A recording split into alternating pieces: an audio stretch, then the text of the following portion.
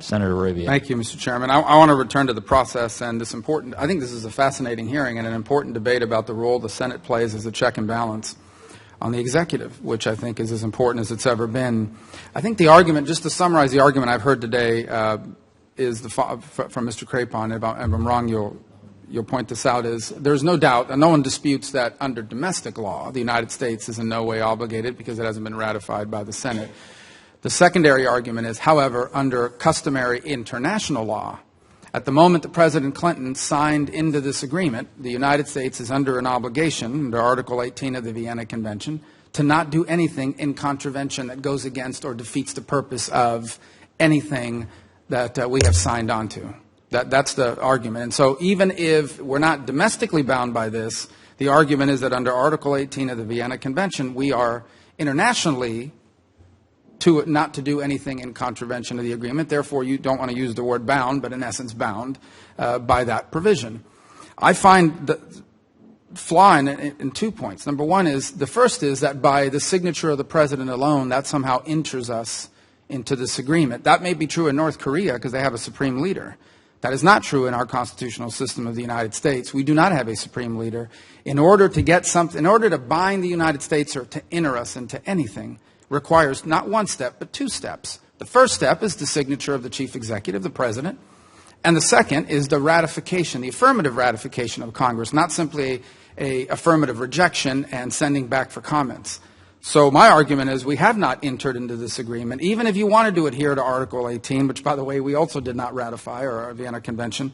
But the argument, I think, falls apart because the simple signature by our president in our system, under our sovereign constitutional system, does not in and of itself enter us into anything until it is affirmatively ratified. Otherwise, what's the purpose of the Constitution? At that point, basically, the president can bind us under customary international law anytime he or she signs on to any document in the world, irrespective of whether Congress acts or doesn't. And if Congress chooses to approve it, well, that's a nice touch. Well, that's not my reading of our constitutional order, and I hope that's not where we've reached. The second argument is the role of the Security Council at the United Nations and the impact that any resolution therein would have, again, on the United States, in addition to Article 18 of the Vienna Convention. And there is a dispute or a debate out there about the legal binding associated with a UN resolution. And it's this argument between whether it's a decision of the Security Council, basically an affirmative decision, and there's a notion out there and a strong argument by many that a decision of the Security Council is binding pursuant to Article 25 of the UN Charter versus a recommendation of the Security Council, which would lack binding force. And hence, I think, some of the discomfort you see from this committee, because there is no engagement with the executive branch that I understand. Perhaps you've had some deeper engagement about the specific language that they're pursuing. And again, the difference between a decision and a recommendation is in the eye of the beholder. And so where we find ourselves here is that at some point in 15 years, in 10 years, there may be occasion where a future president decides the U.S. does need to test. But the argument against us will be twofold. Number one, you are violating customary international law under Vienna. And number two, you are violating a UN resolution 15 years ago, which was a decision of the UN Security Council, and hence why the language is so important, especially given the track record of the UN. All of this within the context of our constitutional system, where some of the arguments that have been made here today basically say, your Constitution is nice, and when it comes to domestic issues, it's great, but on international issues, there is international law, both customary and through the UN Security Council, that supersede your constitutional order. And that is an argument that I hope we never accept in this chamber, whether we are Republicans, Democrats, or independents, because at that point we truly have given over our sovereignty in a way that I think is dangerous for the national security of the United States. And I'd welcome both of your comments. Senator, the language of this resolution is crucial. As I told the chairman, if this resolution imposed any new obligation on the United States, I think it would be an infringement.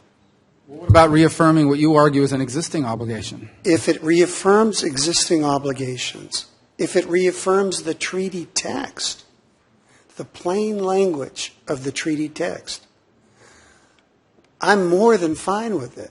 I support it because I support the treaty. But wouldn't that be another way to bind this country to a treaty that we have not ratified under our system of government? In essence, that is a backdoor way of ratifying a treaty that a president could not get through the constitutional order, and so he went around it and said, fine, I won't bind you under our Constitution, I'll bind you under the UN Charter.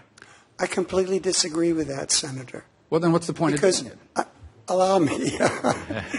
I disagree with you because the Senate still has to provide its advice and consent. This treaty can't be circumvented except by a UN Security Council resolution that provides directive language.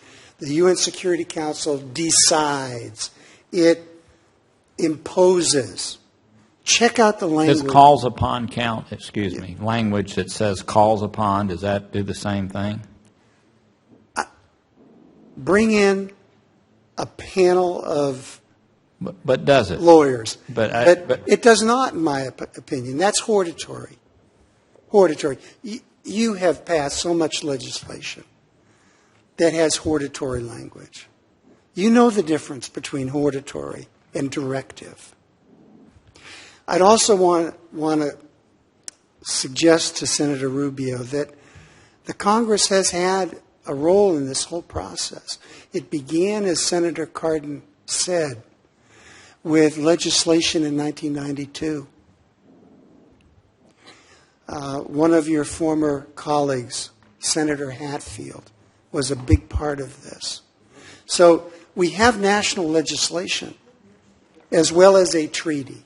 The question that is worth wrestling over, a president signs a treaty. The treaty doesn't enter into force the next day. Sometimes it takes decades. So what obligations are we under, is the Congress under, in that period of time between when a president signs and when the treaty enters into force? Are we free to do exactly what the treaty says we should not do? Yes. Is that okay? Yes. If you think that's okay, then you are contravening centuries of law.